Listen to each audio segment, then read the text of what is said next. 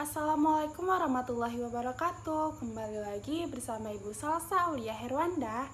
Nah, pada pertemuan kita yang terakhir, Ibu akan memaparkan materi mengenai pembelajaran bahasa Indonesia di SD menggunakan media. Yang akan kita bahas pada pertemuan kali ini adalah apakah hakikat dari bahasa dan pembelajaran bahasa. Yang kedua, bagaimana peranan media gambar berseri dalam pembelajaran bahasa Indonesia. Tetap simak video berikut ini ya. Hakikat bahasa dan pembelajaran bahasa. Yang pertama adalah pengertian bahasa menurut beberapa ahli. Bahasa merupakan suatu simbol suara yang arbiter yang dipakai untuk berkomunikasi dengan insan. Yang kedua, bahasa merupakan sebuah indera untuk mengkomunikasikan gagasan atau perasaan secara sistematis melalui penggunaan perindikasi suara, mobilitas, ataupun peridikasi yang telah disepakati yang mempunyai makna yang dipahaminya. Yang ketiga, bahasa merupakan suatu sistem lambang suara yang arbiter yang digunakan oleh para anggota sosial untuk berkomunikasi, kerjasama, dan mengidentifikasi diri. Dan yang terakhir adalah bahasa salah satu sejumlah sistem makna yang secara bersama-sama menciptakan budaya insan. Kemudian yang akan Ibu bahas adalah bahasa merupakan suatu sistem. Sebagai sebuah sistem, bahasa terdiri dari sejumlah unsur yang saling terkait dan tertata secara beraturan dan mempunyai makna. Unsur-unsur bahasa diatur misalnya pola yang berulang, dan salah satu bagian yang terdeteksi maka holistik bagiannya bisa diramalkan. Sebagai sebuah sistem, bahasa bersifat sistematis. Sistematis adalah bahasa itu bisa diuraikan atas satu satuan terbatas yang berkombinasi menggunakan kaidah-kaidah yang bisa diramalkan. Seandainya bahasa itu tidak sistematis, maka bahasa akan kacau, tidak bermakna, dan tidak dapat dipelajari. Sedangkan sistemis adalah bahasa yang terdiri dari sejumlah subsistem yang satu sama lain terkait dan menciptakan satu kesatuan yang utuh dan yang bermakna. Bahasa terdiri menurut 3 subsistem. Yang pertama, subsistem fonologi atau suara-suara bahasa. Yang kedua, subsistem gramatikal atau morfologi, sintaktis, dan perihal. Dan yang ketiga adalah subsistem leksikon, yaitu perbendaharaan kata. Ketiga subsistem tersebut membentuk suatu global suara dan global makna yang menciptakan sistem bahasa. Yang kedua, bahasa adalah sistem lambang yang arbiter dan konvensional. Bahasa adalah sistem simbol baik berupa suara atau goresan pena yang digunakan dan disepakati sang suatu gerombolan sosial. Ikan merupakan hewan yang bersirip dan bernafas menggunakan insang. Dalam pertuturan fauna itu disimbolkan menggunakan suara. Ikan secara tertulis ikan dengan memaknai simbol tadi, maka hubungan berbahasa antar penutur lebih gampang. Yang ketiga, berbahasa bersifat produktif. Berapa polifonem dan pola dasar kalimat pada bahasa Indonesia. Yang ketiga adalah berbahasa bersifat produktif. Ada berapa banyak fonem dan pola dasar kalimat dalam bahasa Indonesia? Ya, tentu begitu terbatas, bukan? Justru menurut keterbatasannya itu bisa didapatkan suatu bahasa pada jumlah yang tidak terbatas. Kita bisa menciptakan ribuan kata, kalimat, atau perihal menggunakan segala variasi sinkron menggunakan kebutuhan dalam penggunaannya. Oleh karenanya juga bahasa itu juga bersifat produktif. Dan yang keempat, bahasa memiliki fungsi dan variasi. Bahasa tercipta lantaran kebutuhan insan dan menjadi upaya untuk mempertahankan kelangsungan dan keberadaan kehidupan seorang manusia. Dengan bahasa, kita bisa mengekspresikan pikiran, perasaan, dan nilai-nilai yang dianut sebagai akibatnya bisa dipahami dan pula untuk orang lain. Dengan bahasa insan bisa saling tahu dan dengan bahasa manusia dapat saling tahu dan dapat bekerja sama. Nah, dengan demikian bahasa mempunyai fungsi sebagai indera komunikasi. Suatu bahasa dapat dipakai banyak sekali dalam kebutuhan dan tujuan pada konteks yang tidak sinkron beda. Oleh karenanya suatu bahasa tidak pernah tampil seragam. Keragaman itu terjadi lantaran disparitas kelompok atau setiap individu dalam pemakaiannya.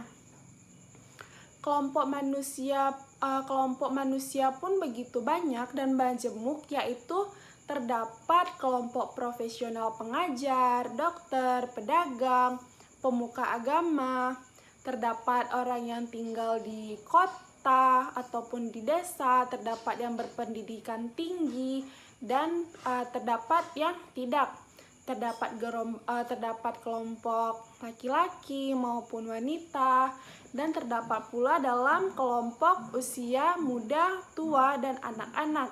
Perbedaan penggunaan bahasa pada suatu kelompok itu diklaim sebagai variasi atau ragam bahasa. Selanjutnya adalah fungsi bahasa. Secara umum, bahasa mempunyai fungsi personal dan fungsi sosial. Fungsi personal mengacu dalam peranan bahasa menjadi indera untuk menyampaikan pikiran dan gagasan setiap diri insan menjadi makhluk individu. Dengan bahasa, manusia menyatakan hasrat, cita-cita, kesetujuan dan tidak kesetujuan, serta senang dan tidak senang. Adapun fungsi sosial mengacu dalam peranan bahasa menjadi indera komunikasi dan berinteraksi antara individu atau antara kelompok lainnya. Secara spesifik, fungsi-fungsi bahasa sebagai berikut ini. Yang pertama, fungsi personal, yaitu penggunaan bahasa dalam menyampaikan pendapat, perilaku, pikiran, perilaku, ataupun perasaan penyampainya. Dan yang kedua adalah fungsi regulator, yaitu penggunaan bahasa untuk mengsugesti perilaku atau pikiran dan pendapat orang lain, misalnya bujukan, rayuan, permohonan, ataupun perintah. Yang ketiga ada fungsi interaksional, yaitu penggunaan bahasa dapat menjalin hubungan dan menjadi interaksi sosial, misalnya sapaan, basa-basi, simpati, ataupun penghibur. Fungsi yang keempat adalah fungsi informatif, yaitu penggunaan bahasa untuk membicarakan suatu informasi, ilmu pengetahuan, atau tentang kebudayaan. Fungsi yang kelima adalah fungsi heuristik, yaitu penggunaan bahasa dapat belajar atau memperoleh informasi, misalnya pertanyaan atau permintaan penerangan atas suatu hal. Fungsi yang keenam adalah fungsi imajinatif, yaitu penggunaan bahasa. Selanjutnya, fungsi yang keenam adalah fungsi imajinatif, yaitu penggunaan bahasa dalam memenuhi dan menyalurkan rasa estetis atau indah, misalnya nyanyian, membaca puisi, dan lain sebagainya. Dan fungsi yang terakhir atau fungsi yang ketujuh adalah fungsi instrumental, yaitu penggunaan bahasa untuk menyampaikan hasrat atau kebutuhan pemakainya. Selanjutnya yang dibahas adalah pembelajaran bahasa. Terdapat 3 tipe belajar yang melibatkan bahasa. Yang pertama, belajar bahasa. Seseorang menyelidiki suatu bahasa menggunakan penekanan dalam dominasi kemampuan berbahasa atau kemampuan berkomunikasi melalui bahasa yang digunakan. Kemampuan ini melibatkan 2 hal. Yang pertama, kemampuan untuk membicarakan pesan baik secara lisan maupun juga tertulis. Yang kedua adalah kemampuan tahu atau menafsirkan dan mendapat pesan baik yang disampaikan secara lisan maupun secara tertulis juga. Nah, secara implisit kemampuan-kemampuan tersebut tentu saja melibatkan dominasi kaidah bahasa dan pragmatik. Kemampuan pragmatik adalah kesanggupan penggunaan bahasa untuk memakai bahasa pada banyak sekali situasi yang berbeda-beda. Sinkron menggunakan kebutuhan, tujuan, konteks dalam berbahasa itu sendiri. Yang kedua, ada belajar melalui bahasa. Seseorang memakai bahasa buat menyelidiki pengetahuan, perilaku, keterampilan. Dalam konteks ini, bahasa berfungsi sebagai indera untuk menyelidiki sesuatu, misalnya dalam pelajaran matematika, ilmu pengetahuan alam, sejarah, serta pendidikan kewarganegaraan. Yang ketiga adalah belajar mengenai bahasa. Seseorang menyelidiki bahasa untuk mengetahui segala hal yang masih ada dalam suatu bahasa, misalnya sejarah, sistem bahasa, kaidah bahasa, dan produk bahasa, misalnya sastra. Dengan demikian, ketiga tipe belajar tersebut saling berkaitan. Ketiganya terjadi secara bersamaan pada saat pembelajaran bahasa. Ketika murid belajar, kemampuan berbahasa yang terkait menggunakan penggunaan dan konteksnya. Beliau pun dapat belajar mengenai kaidah bahasa dan sekaligus dapat belajar memakai bahasa untuk menyelidiki banyak sekali mata pelajaran. Oleh karena itu, mengapa pembelajar bahasa seyogianya dilakukan secara terpadu, baik antara aspek pada bahasa itu sendiri, kebahasaan, kesastraan, dan keterampilan berbahasa, atau antara bahasa menggunakan mata pelajaran lainnya. Jika kita berbicara mengenai kemampuan berbahasa, maka wujud kemampuan itu lazim diklasifikasikan sebagai 4 macam. Seperti yang Ibu sampaikan pada pertemuan yang pertama, bahwa keterampilan berbahasa tersebut terbagi menjadi 4. Yang pertama ada kemampuan mendengar atau menyimak. Yang kedua ada keterampilan berbicara. Yang ketiga ada keterampilan membaca. Dan yang keempat ada keterampilan menulis. Umumnya orang beranggapan nih bahwa keempat kemampuan berbahasa tersebut berkembang secara berurutan. Menurut kemampuan menyimak, berbicara, membaca, baru menulis. Anggapan itu tidak sepenuhnya benar. Mungkin kemampuan menyimak anak berkembang lebih awal, namun kemampuan itu segera diikuti dengan kemampuan berbicara. Sementara itu, padahal kemampuan menulis, peneliti menemukan bahwa biasanya kemampuan menulis anak berkembang lebih awal. Anak-anak sangat senang bermain-main menggunakan kertas dan pensil. Mereka akan mencoret-coret kertas tersebut, menciptakan garis ataupun gambar. Apa yang mereka lakukan dengan kacamata orang dewasa mungkin tidak berarti. Namun bagi anak yang kreativitas itu merupakan sebuah awal proses mereka dalam pembelajaran menulis. Pemilihan keempat kemampuan berbahasa tersebut menyiratkan bahwa masing-masing keterampilan tersebut terkesan berdiri sendiri. Sebenarnya tidak. Kenyataannya memperhatikan bahwa suatu kegiatan berbahasa melibatkan lebih dari satu jenis aktivitas berbahasa. Ketika anak berbicara menggunakan temannya, maka sebetulnya beliau pun menyimak respon dari si pembicaranya tersebut. Sewaktu anak membaca, sebenarnya tanpa disadari ada orang yang melakukan aktivitas menulis. Entah itu mencatat hal-hal yang penting atau yang lain sebagainya. Jadi dapat kita simpulkan bahwa interaksi antara keterampilan berbahasa dan keterampilan berbahasa dengan belajar mempunyai keterkaitan. Yang pertama, peserta didik menggunakan kemampuan berbahasa mulutnya, yaitu menyimak dan berbicara. Yang kurang efektif juga kemampuan berbahasa tulisnya, yaitu membaca dan menulis. Yang kedua, masih ada interaksi yang bertenaga antara kemampuan berbahasa murid menggunakan kemampuan akademik yang diperolehnya. Pembelajaran bahasa siogianya didasarkan dalam bagaimana peserta didik belajar dan bagaimana mereka belajar bahasa. Selaras menggunakan uraian sebelumnya mengenai belajar dan belajar bahasa, maka kerangka berpikir atau cara pandang pembelajaran pada sekolah dasar dapat dibedakan menjadi berikut ini. Yang pertama adalah secara imersi, yaitu pembelajaran bahasa yang dilakukan dengan menerjunkan murid secara eksklusif pada aktivitas berbahasa yang dipelajarinya. Contohnya seperti murid belajar mengarang.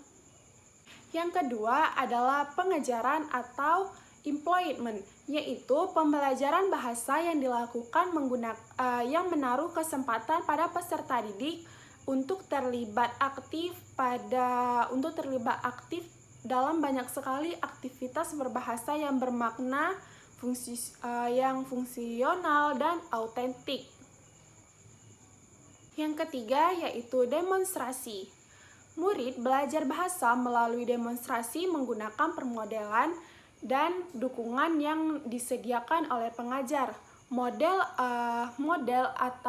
upaya pembelajaran yang berkaitan sesuatu seperti konsep, perilaku, keterampilan yang abstrak, rumit, atau sulit sebagai konkret, sederhana, atau gampang lantaran citra yang ditampilkannya. Yang keempat adalah tanggung jawab atau responsibility, yaitu pembelajaran bahasa yang menaruh kesempatan pada peserta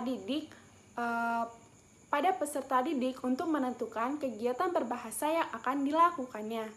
Yang kelima adalah uji coba atau trial error, yaitu pembelajaran bahasa yang menaruh kesempatan pada peserta didik untuk melakukan aktivitas menurut perspektif atau sudut pandang peserta didik tersebut. Dan yang terakhir atau yang keenam adalah pengharapan atau expectation, adalah peserta didik yang akan berupaya untuk sukses atau berhasil dalam belajar apabila beliau merasa bahwa gurunya mengharapkan beliau sebagai orang yang sukses. Sikap pembelajaran ini akan ditunjukkan pengajar melalui perilakunya yang mau memperhatikan, mengerti, dan membantu kesulitan murid, mendorong atau membesarkan hatinya jika murid melakukan kesalahan, yang disertai menggunakan hadiah yang berupa masukan dan memberikannya penguatan jika murid tersebut melakukan hal yang benar. Jadi, berdasarkan kerangka berpikir pembelajaran bahasa tadi, pengajar bisa menyebarkan taktik pembelajaran bahasa Indonesia. Apapun teknik pembelajaran yang dipakai pada pengajaran tidak sebagai perkara selama sinkron menggunakan tujuan pembelajaran, ciri belajar, dan belajar bahasa dan kerangka berpikir pembelajaran bahasa. Selanjutnya adalah peran media gambar berseri dalam pembelajaran bahasa Indonesia. Pembelajaran bahasa Indonesia berbasis teks adalah proses belajar mengajar yang implementasinya memakai pendekatan berbasis teks.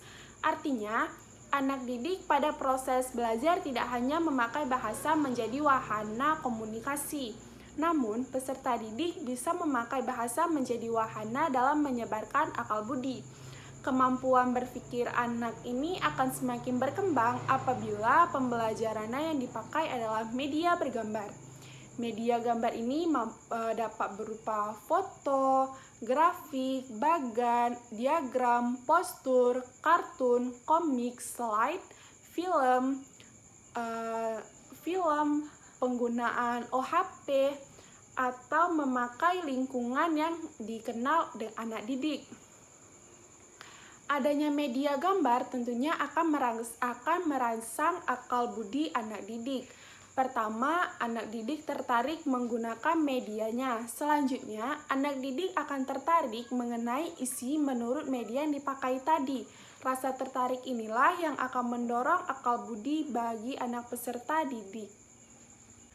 Berkaitan menggunakan media gambar dan pembelajaran bahasa Indonesia berbasis teks, ini dia akan membahas cakupan keterampilan dasar berbahasa Indonesia yang sudah Ibu jelaskan yang pada saat pertemuan pertama, yaitu mendengarkan, membaca, berbicara, dan menulis menggunakan media bergambar. Nah, untuk itu anak-anak tetap simak video ini, dan pada video ini Ibu akan menjelaskan menggunakan contoh media bergambar seri. Nah, selanjutnya adalah menentukan langkah-langkah dalam mengurutkan gambar. Yang pertama adalah tentukan temanya. Nah, seperti contoh yang ada dalam video ini, temanya adalah Edo, Rudy, dan Rizky sedang bermain. Kemudian ibunya Rizky membawa makanan. Edo dan Rizky sebelum makan mereka mencuci tangan, sedangkan Rudy tidak. Pada keesokan harinya Rudy jatuh sakit karena sakit perut karena sebelum makan ia tidak mencuci tangan. Nah, dari gambar berseri tersebut anak-anak dapat menentukan kira-kira tema yang cocok dari gambar berseri tersebut apa.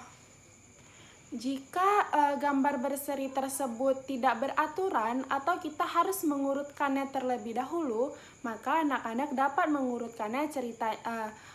mengurutkannya sesuai dengan cerita atau keadaannya. Tetapi jika sudah terurut seperti yang contoh yang Ibu berikan, anak-anak tidak perlu mengurutkannya lagi. Langsung saja tentukan kira-kira temanya apa ya, dan jalan ceritanya seperti apa. Kemudian langkah-langkah berikutnya adalah mendeskripsikan gambar tersebut. Yang pertama, perhatikan objek yang ada di gambar tersebut. Kira-kira objeknya ada apa aja ya? Nah, yang pertama tadi ada 3 orang anak laki-laki yang bernama Edo, Rizky, dan Rudy. Yang kedua, tentukan ciri atau karakteristik utama objek di dalam gambar tersebut. Nah, kira-kira objek yang paling menonjol itu apa? Apa yang menyebabkan si Rudy tadi jatuh sakit? Kira-kira iya, karena dia tidak mencuci tangan sebelum makan. Yang ketiga, tentukan fungsi atau manfaat objek yang ada dalam gambar tersebut. Nah, fungsi atau manfaat tersebut anak-anak dapat menulisnya dengan sebelum makan kita dapat mencuci tangan dahulu, ataupun berdoa, dan lain sebagainya. Dalam mendeskripsikan gambar, anak-anak harus menggunakan diksi atau pilihan kata yang jelas. Dalam mendeskripsikan suatu objek gambar, pilihan kata memiliki peran penting. Untuk itu, sangat dianjurkan untuk memilih kata-kata yang mudah dipahami, tidak ambigu, bukan kata-kata ilmiah. Itu bertujuan untuk memudahkan pendengar dalam mengetahui objek yang dimaksud. Dan langkah-langkah yang terakhir adalah menceritakan gambar. Setelah kita menentukan tema, mencari objek-objek dalam gambar tersebut, langkah berikutnya adalah kita dengan menceritakan gambar. Yang pertama, pastikan semua objek yang ada di dalamnya gambar tersebut pastikan semua objek ada di dalam gambar tersebut ya. Yang kedua, perhatikan setiap unsur yang ada di gambarnya. Yang ketiga, kembangkan imajinasi dengan menghubungkan unsur-unsur di dalam gambar. Nah, anak-anak, sampai di sini dulu pertemuan kali ini. Berhubung ini pertemuan terakhir kita, apabila Ibu ada salah-salah kata, pemaparan Ibu kurang jelas, Ibu mohon maaf. Karena minggu depan kita sudah mulai ujian, jadi Ibu harap anak-anak dapat mengulang-ulang video pembelajaran ini dan dapat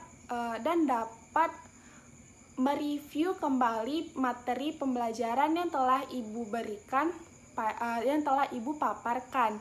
Untuk itu, Ibu akhiri dengan wabillahi taufiq wal hidayah. Wassalamualaikum warahmatullahi wabarakatuh. Sampai bertemu lagi di semester selanjutnya.